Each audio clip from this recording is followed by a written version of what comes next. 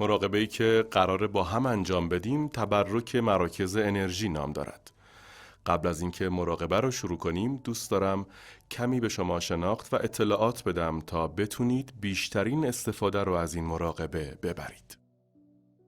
من همیشه میگم که 99 ممیز 99999 صد هزارم درصد اتم از فضای خالی تشکیل شده، یعنی از انرژی و اطلاعات، و تنها 1/100,000 اون رو ماده یا ذره تشکیل میده و تازه خود این ماده هم تنها به صورت لحظه‌ای و موقتی وجود داره.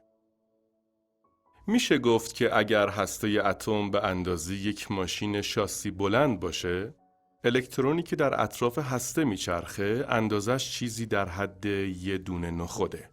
اما مساحت بین این شاسی بلند که همون هسته اتمه و این نخود که همون الکترونه چیزی حدود 220,000 کیلومتر مربع است. یعنی الکترون توی همچین فضایی میتونه وجود داشته باشه. پس مشخصه که فضای بین هسته و لایه بیرونی اتم که گفتیم از انرژی و اطلاعات تشکیل شده بسیار گسترده است.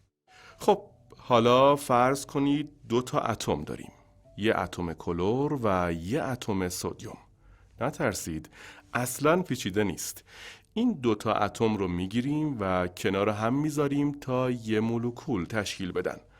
وقتی مولکول رو تشکیل دادن، میدان اتم سدیم به میدان اتم کلور وصل میشه و هر جا که بین این 2 تا میدان هم پوشانی داشته باشیم، اطلاعات به اشتراک گذاشته میشه.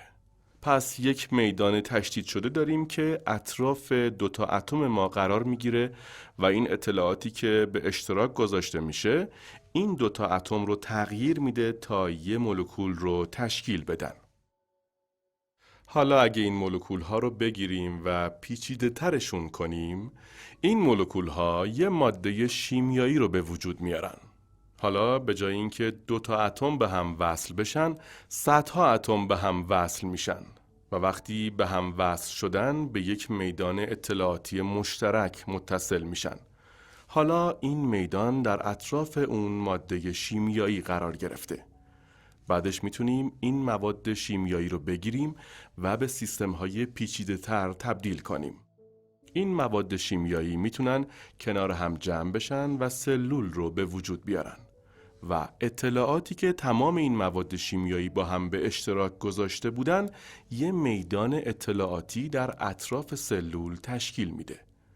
حالا میتونیم سلول ها رو بگیریم و کنار هم قرار بدیم. سلول ها یه بافت رو تشکیل میدن و این بافت یک میدان اطلاعاتی مشترک داره و تمام سلول های اون برای تحقق مصلحت جمع تلاش میکنن. این اطلاعاتی که سلول ها با هم به اشتراک میذارن یه نوع آگاهی دست جمعیه. حالا اگه بیایم این بافت ها رو بگیریم و در قالب یه اندام سازماندهی کنیم چی میشه؟ حالا مجموعه ای از بافت ها رو داریم که در کنار هم فعالیت می کنند. این بافت ها از سلول ها از مواد شیمیایی، مواد شیمیایی از مولکول و مولکول ها از اتم تشکیل شدن و یک میدان اطلاعاتی داریم که در اطراف اون اندام تشکیل شده و این میدان اطلاعاتی رو به اشتراک میذاره که به ماده امکان میده کارش رو انجام بده. این همون میدان یا نیروی اطراف اون اندامه. حالا اگه بیایم و اندامها رو در کنار هم قرار بدیم به سیستم‌های بدن میرسیم. سیستم قلب و عروق، سیستم گوارشی، سیستم ایمنی، سیستم تولید مثل، همه این سیستم ها در کنار هم به عنوان یک آگاهی دست جمعی کار میکنن و تمام اطلاعاتی که اطراف یه سیستم خاص قرار میگیره از یه آگاهی دست جمعی برخورداره. پس میتونیم بگیم این سیستم با استفاده از یه سیستم انرژی یابی کار میکنه و اگه ماده‌ای وجود داره دلیلش اینه که انرژی داره بهش زندگی میبخشه. حالا اگه بیایم و همه این سیستم ها رو کنار هم قرار بدیم یه بدن تشکیل میشه. پس بدن یه میدان اطلاعاتی در اطراف خودش داره. فرقی نمیکنه اسم این میدان رو میدان شخصی بذارید یا میدان طلایی یا هر چیز دیگه‌ای. این یه میدان اطلاعاته که ماده داره از انرژی و اطلاعات اون استفاده میکنه و این انرژی به ماده نظم، انسجام و ریتم میبخشه. پس از اتم به مولکول، از مولکول به ماده شیمیایی، از ماده شیمیایی به سلول، از سلول به بافت، از بافت به اندام، از اندام به سیستم و از سیستم به بدن رسیدیم. و این میدان اطلاعاتی که اطراف بدن شما قرار گرفته، این میدان نامرئی اطلاعات به ماده بدن شما زندگی و نظم میبخشه. من همیشه میگم همه بیماری ها به خاطر پایین اومدن فرکانس به وجود میان و وقتی فرکانس پایین اومد، اگه پایین اومدنش ادامه پیدا کنه و مدام بیاد پایینتر، بالاخره یه جایی انسجامش رو از دست میده. ریتمش به هم میخوره، تعادل و نظمش به هم میریزه.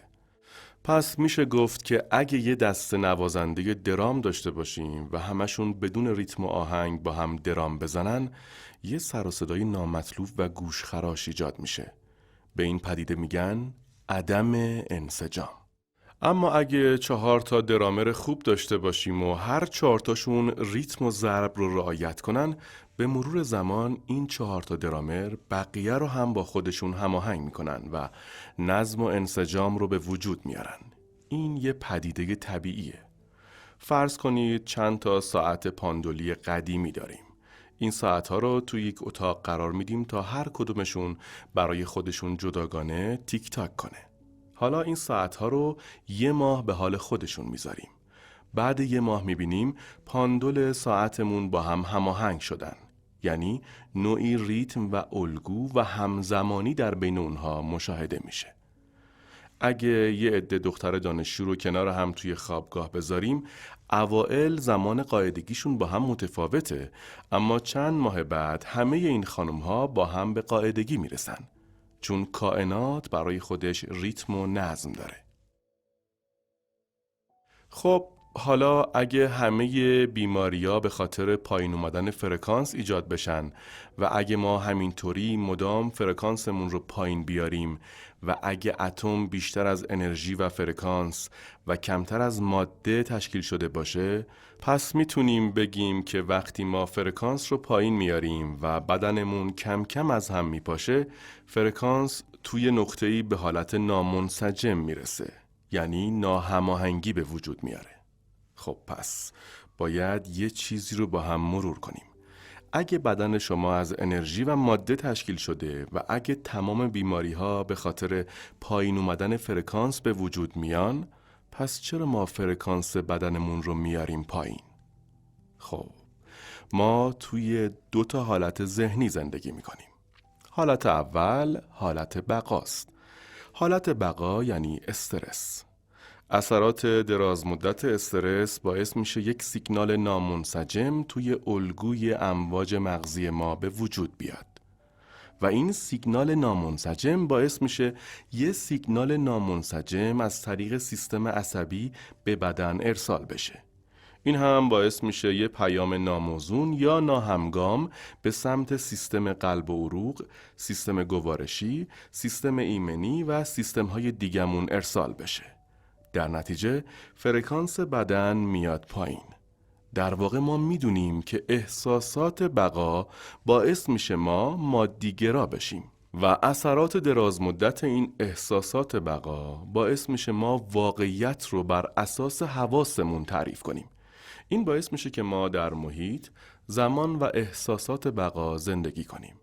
احساساتی مثل عصبانیت، پرخاش، شهوت، رقابت، ترس، دلهره، احساس گناه، شرم، درماندگی و غیره. این احساسات فرکانس بدن شما رو میارن پایین، چون هر بار که شما واکنش نشون میدید و این سیستم ها رو فعال میکنید، دارید انرژی مصرف میکنید. در کوتاه مدت بدن میتونه توانش رو دوباره به دست بیاره و به حالت اولش برگرده. اما در دراز مدت این کار باعث میشه انرژی میدان شما به درون ماده تخلیه بشه. شما عملاً باور خواهید کرد که بیشتر ذره هستید و کمتر از موج تشکیل شدید. شما دیگه نمیتونید فراتر از این واقعیت زندگی کنید. شما برده این واقعیت شدید. حالت بعدی حالت آفرینشه. تو حالت آفرینش شما باید بدنتون رو ترک کنید. باید افراد و اشیا و مشکلات محیطتون رو فراموش کنید و باید زمان رو از یاد ببرید. باید به هیچ کس و هیچ چیز تبدیل بشید و توی هیچ زمانی نباشید. توی این حالته که میتونید انرژی رو به وجود بیارید و یا از انرژی استفاده کنید و سرنوشتتون رو بسازید. پس اگه توی حالت بقا زندگی کنید، به مرور زمان همه انرژی میدان شما مصرف میشه و بدنتون بیشتر و بیشتر به ماده و کمتر به موج تبدیل میشه. اگه بگیم نامنسجم بودن این سیگنال های مغزی باعث میشه که پیام های نامنسجمی توی بدن رد و بدل بشه، پس طبیعیه که بدن فرکانسشو بیاره پایین. چون ماهیت این احساسات همینه. انرژیمون مصرف میشه، پس ما بیشتر ماده و کمتر انرژی هستیم و فرکانس بدنمون ریتم و تعادل خودش رو از دست میده. حالا مجبوریم به قوانین ماده تن بدیم. قانون ترمودینامیک، قانون آنتروپی.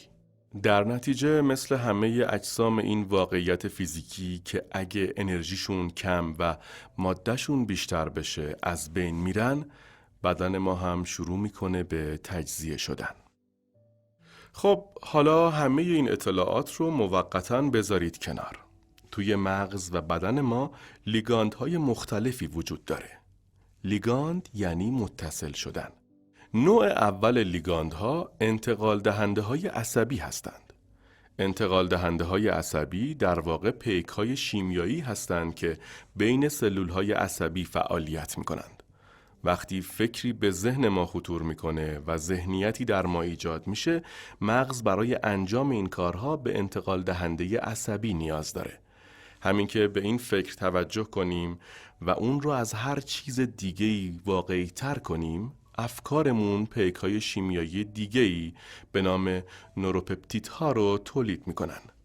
نوروپپتیدها در هیپوتالاموس تولید میشن، اما از طریق غده هیپوفیز وارد جریان خون میشن.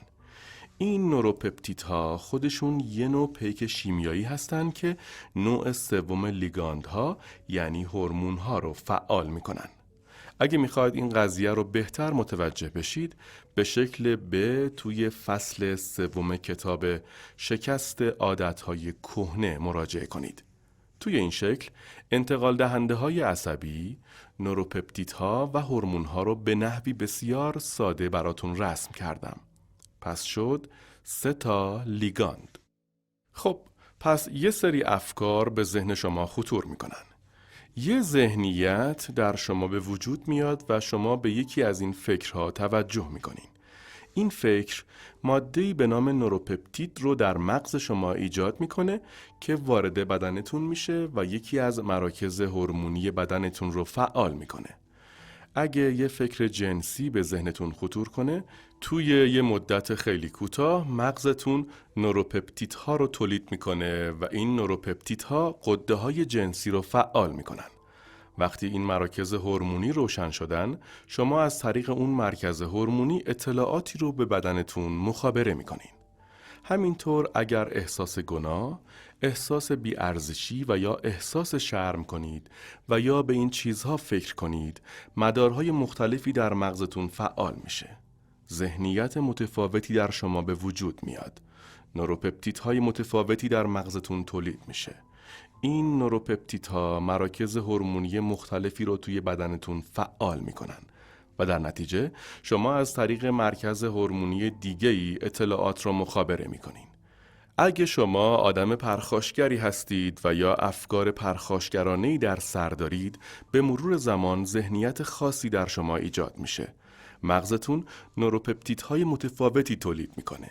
بعدش به غده فوق کلیتون پیام میدین و تمام انرژیتون رو صرف مقابله با این تهدید واقعی یا خیالی میکنین. از این لحظه به بعد شما به همون چیزی فکر میکنید که احساسش میکنید و همون چیزی رو احساس میکنید که بهش فکر میکنید. تکرار این چرخه باعث میشه بعضی از این مراکز هورمونی مدام روشن بمونن.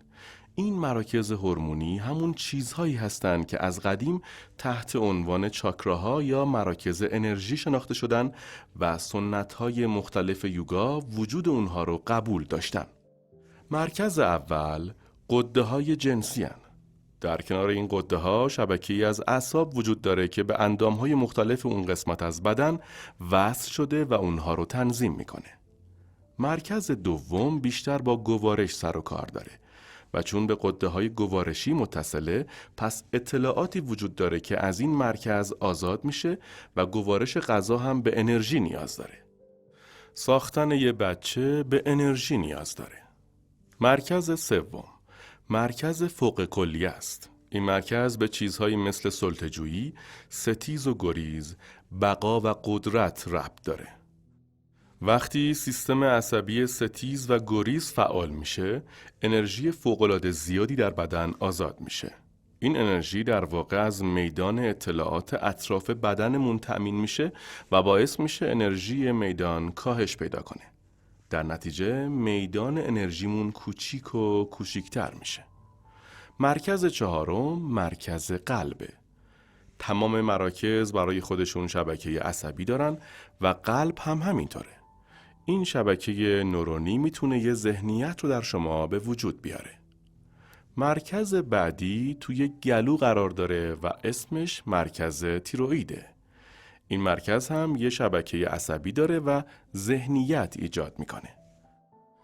مرکز بعدی غده پینئاله که اون هم در اطراف خودش یه شبکه عصبی داره. بعدش هم غده هیپوفیز و غیره وجود داره. پس وقتی ما مراکز هورمونی مختلف رو روشن میکنیم و به خودمون این امکان رو میدیم که احساسات متفاوتی رو تجربه کنیم، در واقع داریم این مراکز رو فعال میکنیم. هر یک از این مراکز برای خودش ذهنیت خاصی داره که میتونه اطلاعاتی رو به سمت میدان مخابره کنه. چه انرژی جنسی باشه، چه انرژی پرخاشگرانه باشه و چه انرژی خصومت‌آمیز. نکته مهم اینه که ما همیشه داریم انرژی مخابره میکنیم. خب حالا اگه ما همینطوری ادامه بدیم و با احساسات بقا زندگی کنیم، میتونیم بگیم که بیشتر اوقات داریم مراکز هورمونی یکسانی رو فعال میکنیم و وقتی مراکز هورمونی یکسانی رو فعال کنیم به احساسات خاصی اعتیاد پیدا میکنیم و بیشتر از همه چیز به این احساسات توجه میکنیم. خب اگه مدام این واکنش استرس رو روشن کنیم و دیگه نتونیم خاموشش کنیم، انرژی بدنمون کم کم تموم میشه. در نتیجه توی هر یک از این مراکز انرژیمون که به غده‌های مربوط به خودشون وصل هستن، سیگنال‌های بسیار نامنسجمی به وجود میاد. پس این عدم انسجامی که از مرکز جنسی مخابره میشه، این عدم انسجامی که از مرکز گوارشی مخابره میشه و این عدم انسجامی که از مرکز قدرتمون داره مخابره میشه، کم کم فرکانس اون مرکز رو میاره پایین و ما به بیماری مبتلا میشیم. حالا سوالی که پیش میاد اینه: آیا میتونیم این مراکز انرژی رو تبرک کنیم و با وارد کردن اطلاعات به این مراکز فرکانس اونها رو بالا ببریم و به انسجام برسونیم و با این کار فرکانس ماده رو افزایش بدیم؟ به عبارت دیگه، آیا میتونیم ماده رو تعلیم بدیم؟ آیا میتونیم با قرار دادن اطلاعات جدید توی یکی از مراکز انرژی عدم انسجام اون مرکز رو رفع کنیم و فرکانس ماده رو به سطح بالاتری برسونیم و یا اطلاعات جدیدی رو به ماده یاد بدیم؟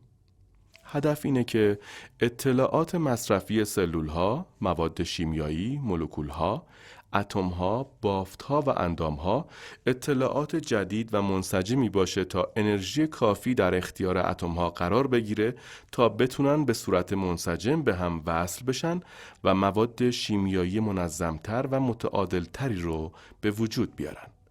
توی مرحله بعدی این مواد شیمیایی میتونن به اطلاعات جدیدی تبدیل بشن و به داخل سلول ورود پیدا کنن. و سلول از این اطلاعات جدید و منسجم استفاده کنه و بافت‌های سالمتری رو به وجود بیاره تا این بافت‌ها بتونن اندام‌های سالمی رو ایجاد کنن و بالاخره سیستم‌ها و کل بدن دستخوش تغییر بشه. اینها رو از کجا میدونیم؟ از چیزهایی که توی کارگاه‌های پیشرفتمون دیدیم. مثلا توی یکی از کارگاه‌ها خانمی حضور داشت که 6 ماه بود از عفونت مزمن مثانه رنج می‌برد. این خانم برای از بین بردن عفونت همه روش‌ها رو امتحان کرده بود. به کارگاه من اومد و اون مرکز انرژی رو تبرک کرد. اون خانم انرژی سلامتی، توازن و انسجام رو توی مرکز مربوطه به وجود آورد. با این کار اطلاعاتی رو توی اون مرکز قرار داد که سلول‌ها بتونن از اون استفاده کنن. با این کار فرکانس اون مرکز رو بالا برد. توی روز سوم کارگاه تمام درد و تمام علائم بیماریش رفع شد. اطلاعات جدید وارد اون مرکز شد و فرکانس اون رو بالا برد و اون اتم‌ها، مولکول‌ها، مواد شیمیایی، سلول‌ها، بافت‌ها، اندام‌ها و سیستم‌ها رو به توازن بیشتری رسوند. خانم دیگه ای هم به کارگاه پیشرفته اومده بود که 10 سال بود از بیماری سیلیاک رنج می برد. ایشون مرکز دوم رو تبرک کردن. چون مرکز دوم به پردازش و گوارش غذا ربط داره. ایشون بر احساس گناه، احساس شرم و ترس غلبه کردن و فرکانس اون مرکز رو بردن بالا و انرژی و فرکانس جدید و اطلاعات منسجم رو در اختیار بدنشون قرار دادن تا بدنشون بهبود پیدا کنه. ایشون بعداً آزمایش خونشون رو برای ما فرستادن. همه آزمایشات نرمال بودن و علائم بیماری به طور کامل رفع شده بود و بدن ایشون خودش رو از نو تنظیم کرده بود. افراد زیادی هم بودن که به غذاهای خاصی حساسیت داشتن و تمام انرژی بدنشون رو صرف فعالیت سیستم ستیز و گریز می کردن تا حدی که هیچ انرژی توی اون مرکز، یعنی شبکه سوم یا همون شبکه سیلیاک که بهش شبکه خورشید هم میگن، باقی نمونده، چون بیش از حد ازش کار کشیدن. این مرکز انسجام خودش رو از دست داده، چون این افراد مدام همین جوری فکر کردن و همین احساس رو داشتن تا جایی که انرژیشون از دست رفته و سیستمهاشون از هم پاشیده. توی کارگاه این افراد اطلاعات جدیدی رو وارد اون مرکز کردن. اطلاعات منسجم رو وارد مرکز سوم کردن. در نتیجه شبکه اعصاب اون مرکز یه ذهنیت منسجم رو به وجود آورد. اون عصب‌ها با هم کار کردن و با هم سیم کشی شدن و اون انرژی رو مصرف کردن. در نتیجه فرکانس مراکز هورمونی مربوطه رو بالا بردن. و ما افراد زیادی رو دیدیم که این کارو کردن و دیگه به هیچ غذایی حساسیت نداشتن. و حالا هم هر غذایی که دلشون بخواد میخورن، چون اطلاعات جدیدی رو وارد اون مرکز کردن. پس شما باید با اطلاعات جدید فرکانس ماده رو بالا ببرید و همه تحقیقات موجود و تجربه‌ای که ما از کارگاهامون کسب کردیم نشون میده که اگه شما بیاید و یک نیت واضح رو با یک احساس متعالی ترکیب کنید، میتونید روی ماده اثر بگذارید. احساسات متعالی مثل عشق، شکرگزاری، شادی، قدردانی، رغبت و سلامتی. این احساسات متعالی کم کم فرکانسشون میاد پایین و به ماده تبدیل میشن. یعنی ماده رو به یک ریتم و سیگنال جدید میرسونن و اطلاعات جدیدی رو بهش میدن. پس باید هوشیاریتون رو توی اولین مرکز انرژی قرار بدید که اسم علمیش پرینیوم یا میاندوراهه. باید هوشیاریتون رو توی اون مرکز قرار بدید. باید هوشیاریتون رو در میدان اطراف اون مرکز، در فضای اطراف اون مرکز قرار بدید. میدانی که سرشار از اطلاعاته. باید این مرکز رو تبرک کنید. انتظار هیچ چیز رو نداشته باشید. شفا دادن کار شما نیست. ذهن برتر باید شفا بده. تنها کاری که شما باید بکنید اینه که فرکانس رو تغییر بدید و ماده رو به یک ذهنیت جدید اطلاع بدید. بعدش باید هوشیاریتون رو در پایین نافتون قرار بدید. 4-5 سانت پایین تر از ناف. وقتی روی این مرکز تمرکز کردید و هوشیاریتون رو توی این مرکز قرار دادید، باید از فضای اطراف بدنتون آگاه بشید. فضایی که این مرکز اطلاعات رو به اون مخابره و از اون دریافت میکنه. تحقیقات نشون میده که وقتی شما روی هیچ تمرکز میکنین، وقتی روی فضا تمرکز میکنین، انسجام به وجود میارین. پس باید روی فضای اطراف اون مرکز تمرکز کنید. خب، شما نمیتونید این مرکز رو با ترس، امید و ناراحتی تبرک کنید. چون این مرکز از قبل به همین احساسات وصل بوده. باید این مرکز رو با یه احساس متعالی تبرک کنید. احساسات متعالی میتونن ماده رو به دنبال خودشون بکشونن. پس شما باید این مرکز رو در حالت شکرگزاری، در حالت وحدت و در حالت یکی بودن با اطلاعات جدید تبرک کنید. شاید این سوال براتون پیش بیاد که چطوری یه مرکز انرژی رو با احساسات متعالی تبرک کنیم. خب من شخصا وقتی میخوام این کار رو بکنم، همه این سلول ها، همه این اجتماعات سلولی رو که دارن برای من کار میکنن، مثل بچه های خودم در نظر میگیرم. اگه یه رهبر یا رئیس جدید بیاد سر کار، باید به این سلول ها چی بگه؟ شما به عنوان رهبر جدید این سلول ها باید به خاطر زحماتی که براتون کشیدن و به خاطر اینکه بهتون زندگی بخشیدن، ازشون تشکر و قدردانی کنید. وقتی شما اطلاعات جدید رو وارد اون مرکز میکنین، این سلول ها به این اطلاعات جدید واکنش نشون میدن و بدنتون هم واکنش نشون میده. اما شفا دادن وظیفه شما نیست. وظیفه شما اینه که اطلاعات رو وارد اون مرکز کنید و اون احساسات و انرژی رو در خودتون حفظ کنید و وقتی من میگم این احساسات و انرژی رو آزاد کنید، اونها رو آزاد کنید. و به ذهن برتر اجازه بدید که این کار رو براتون انجام بده. اگه قرار منتظر چیزی باشید، منتظر یه چیز غیر منتظره باشید یا منتظر هیچی نباشید. حالا بیایید و هوشیاریتون رو توی مرکز سوم قرار بدید. یعنی جایی که اون اندام‌ها و غده‌ها و شبکه خورشیدی توش قرار دارن. بعدش هوشیاریتون رو در فضای اطراف این مرکز، در فضای خارج از بدنتون قرار بدید. بعدش اون مرکز رو برای رسیدن به سلامتی و نظم تبرک کنید. اطلاعات منسجم رو وارد اون مرکز کنید و ذهنتون رو به طور کامل به کاری که دارید انجام میدید معطوف کنید. هرچی بیشتر توی این حالت بمونید، اطلاعات بیشتری در اختیار اتم‌ها قرار میگیره. هرچی اطلاعات جدید بیشتری در اختیار مولکول‌ها و مواد شیمیایی قرار بگیره، انسجام بیشتری در اون مرکز به وجود میاد. این انسجام رفته رفته بافت‌ها، اندام‌ها، سیستم‌ها و کل بدن رو فرا میگیره. بدن خودش رو تنظیم میکنه. تمام ماده بدن شما فرکانس جدید رو دریافت میکنه. نقطه بعدی که باید هوشیاریتون رو به اون معطوف کنید، مرکز قلبه که در فضای پشت جناق در وسط سینه قرار داره. باید از فضای اطراف این مرکز و اطراف بدنتون آگاه بشید. باید هوشیاریتون رو به این مرکز معطوف کنید و اون رو تبرک کنید تا باز بشه. باید این مرکز رو پر کنید از اطلاعات جدید. در این حالت باید احساس سرخوشی و رغبت کنید و این مرکز رو تبرک کنید و به یه احساس متعالی برسونید. اگه این کار رو بکنید، میتونید قلبتون رو شفا بدید، چون اطلاعات جدیدی رو واردش کردید.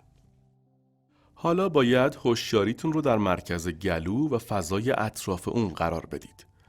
به این فکر کنید که میخواید این مرکز براتون چی کار کنه. به این فکر کنید که کلام شما به واقعیت تبدیل بشه. خواسته ای که بر زبان میارید محقق بشه. نیت شما به تقدیرتون تبدیل بشه که هدفمند حرف بزنید و فقط حقیقت رو بیان کنید. این مرکز رو تبرک کنید و اون احساس متعالی رو در خودتون حفظ کنید. این انرژی که شما دارید آگاهانه توی این مرکز به وجود میارید. تمام بافت‌ها، اندام‌ها، مواد شیمیایی، سلول‌ها و مولکول‌ها رو به تعادل و انسجام میرسونه. حالا باید هوشیاریتون رو توی مرکز قرار بدید که بین قسمت عقب گلو و قسمت پشتی سرتون قرار داره. اسم این چاکرا مرکز پینئاله. از فضای اطراف سرتون و اطراف این مرکز آگاه بشید و این فضا رو پر از اطلاعات کنید. اگه این در رو باز کنید میتونید پرده ها رو کنار بزنید و حقیقتی رو که در پس توهم این واقعیت مادی مخفی شده مشاهده کنید. از کائنات بخواهید که معنای مخفی همه چیز رو بر شما آشکار کنه. با یه نیت واضح و مشخص و با احساسات متعالی این مرکز رو تبرک کنید. اگه این کارو بکنید، مواد شیمیایی که توی غده پینئال ساخته میشن به انتقال دهنده های عصبی جدیدی تبدیل میشن و به شما اجازه میدن چیزهایی رو ببینید که در خارج از این بعد مادی قرار دارن. میتونید رویاهایی ببینید که از ورای این بعد مادی اومدن، چون اطلاعات جدیدی رو وارد این مرکز کردید. حالا باید آخرین مرکز انرژی رو تبرک کنید. برای این کار هوشیاریتون رو دقیقاً در مرکز سرتون پشت پیشونیتون قرار بدید. باید از فضای اطراف اون مرکز هوشیار بشید. از کائنات هماهنگی، توازن و سلامتی بخواید و این مرکز رو تبرک کنید و فرکانس اون رو بالا ببرید. حالا اتم‌ها، مولکول‌ها، مواد شیمیایی، سلول‌ها، بافت‌ها و اندام‌های این ناحیه، خود مغز و سیستم عصبی اطلاعات جدیدی رو در اختیار تمام بدن قرار میدن. اگه این کارو بکنید، بدنتون به ذهنیت جدیدی اطلاع پیدا میکنه و فرکانسش بالا میره و غده هیپوفیز براتون مواد شیمیایی بسیار مهمی میسازه. این مواد به مراکز هورمونیتون سیگنال میدن تا بدن به هماهنگی و تعادل برسه و همه سیستم ها در راستای دستیابی به یه مصلحت بزرگتر کار کنن. و در آخر باید هوشیاریتون رو حدود 40 تا 60 سانتی متر بالاتر از سرتون قرار بدید. یعنی روی اون درگاه یا دریچه تمرکز کنید و متوجه بشید که این درگاه شما رو به میدان وصل میکنه. شما باید این مرکز رو با احساس شکرگزاری تبرک کنید. باید به خاطر زندگی که به شما داده شده سپاسگزار باشید. اگه این کارو بکنید، درهای امکان به روی شما گشوده میشه و آینده‌تون پر میشه از آزادی و چیزهای جادویی و اسرارآمیز. اگه این مرکز رو پر کنید از خیر و نیکی، تمام چیزهایی که زیرش قرار میگیرن با این سیگنال و پیام هماهنگ و همسو میشن. حالا اگه هوشیاری و توجهتون رو به فضای اطراف بدنتون معطوف کنید، میبینید که این فضا پر از اطلاعاته. و میدونیم که وقتی شما توی حالت بقا زندگی میکنید، شما بیشتر از ذره و ماده و کمتر از انرژی و موج تشکیل شدید. میدونیم که توی این حالت میدان بسیار محدودی در اطراف بدن وجود داره. چون بدن بیشتر این انرژی رو مصرف کرده و چیزی که از ما مونده بیشتر ماده و جسمه. اما اگر انرژیمون رو به سمت قلبمون هدایت کنیم، بیشتر به انرژی و کمتر به ماده تبدیل میشیم. این میدان رو از فاصله 9 متری میشه اندازه گیری کرد. پس میدونیم که میتونیم این میدان رو پر کنیم از اطلاعات. من این کارو میکنم. تصور میکنم که دستامو به طرفین بدنم دراز کردم. حالا دستامو از طرفین بدن از بالا تا پایین میارم و یه فضای 360 درجه اطراف خودم تشکیل میدم. من داخل یک قطره از جنس انرژی قرار گرفتم. احساسی که در این حالت به من دست میده همون احساسی که میخوام در آینده تجربه کنم. من به چیزی فکر نمی کنم. فقط وارد اون حالتی میشم که دوست دارم میدان بدون دارم مخابرش میکنم. این حالت همون اطلاعاته و این اطلاعات به مرور سرعتش میاد پایین و به ماده تبدیل میشه. فرکانسش میاد پایین و بالاخره به یه چیز فیزیکی تبدیل میشه. پس اون چیزی که ما به میدان مخابره میکنیم همون چیزیه که میدان به ما پس میده. پس اگر میدان رو پر کنیم از حالت شکرگزاری و احترام، تجربه مورد نظرمون همین حالا اتفاق میفته. تجربهمون محقق میشه. پس مراقبه ما اینطوریه. من میگم مرکز اول، مرکز دوم، مرکز سوم، مرکز چهارم، مرکز پنجم، مرکز ششم، مرکز هفتم، فضای بالای سرتون و بعدش میدان اطراف بدنتون. وقتی میگم هوشیاریتون رو در یکی از این مراکز قرار بدید، کافیه توجهتون رو به اون مرکز معطوف کنید و لازم نیست هیچ کاری انجام بدید. سعی نکنید چیزی خلق کنید. هوشیاریتون رو توی اون مرکز قرار بدید. توی اون مرکز باشید. بعدش از فضای اطراف اون مرکز آگاه بشید و وقتی میگم حالا وقتشه که این مرکز رو تبرک کنیم، میخوام به اطلاعاتی فکر کنید که دوست دارید در اختیار اون اتم‌ها، مولکول‌ها، مواد شیمیایی، سلول‌ها، بافت‌ها، اندام‌ها و سیستم‌ها قرار بدید. دوست دارید اینها چه اطلاعاتی رو مصرف کنن؟ اطلاعاتتون باید منسجم باشه.